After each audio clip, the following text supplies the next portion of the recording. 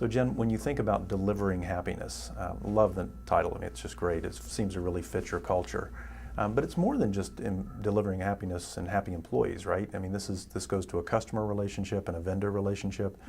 Could you talk about some of the ways that Zappos creates the love of, maybe set the bar on customer service for some of the other companies out there? So yeah, it's really interesting because when Zappos first started, the motto was, let's be the biggest online retailer of shoes in the world. And that was, as a startup. And then as we grew, we matured into, okay, what do we really want to be when we grow up? Is it just an online, retailer of shoes?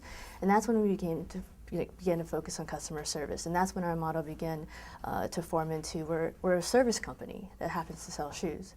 And the service just didn't apply to customers. It applied to vendors, it applied to any partner that we worked with, I mean, just whoever we interacted with. And so it actually goes back to the notion of just, the golden rule of you're a human being in life and you're here that you can serve other people. And that actually, improves the overall quality and productivity.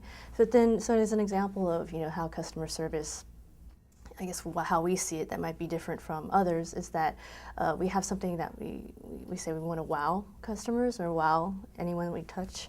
And by saying wow, it's like we made that into a verb of saying, just do whatever you think it'll take to wow a customer or wow a vendor. And that could be, for example, one time some woman called and she said that her mom just passed away and she had to return her shoes. And so, we don't have any scripts and we don't tell people what to say or have any call times. And so the customer service rep took it upon herself to write a handwritten note, send her flowers, asked the guy from UPS to actually go and pick up the shoes. And so it's just the little things that we, giving people the ability to make their own decisions, the reps to make their own decisions, actually affects people on an emotional level. So the wow factor, and we always come back to the term PEC, which is personal emotional connection. Yeah, talk a little bit about that. It's just the sense that, like again, we really pride ourselves on, just be yourself.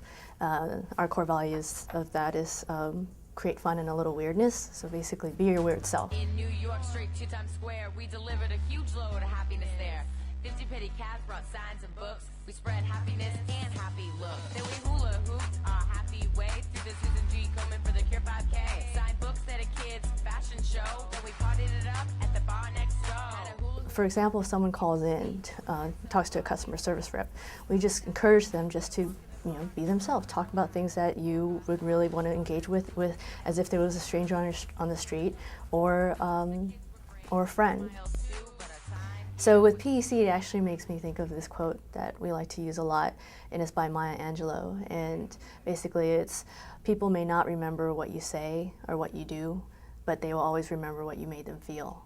And so that applies not just outside in life, but in the workplace too. And that's, I think, how we bring the wow factor to customers, and why people seem to take these kind of stories of, whether it's because the rep giving the personal note to us giving surprise overnight shipping. Those are the things that really come back to the wow factor. In fact, I like to always tell these stories of people that.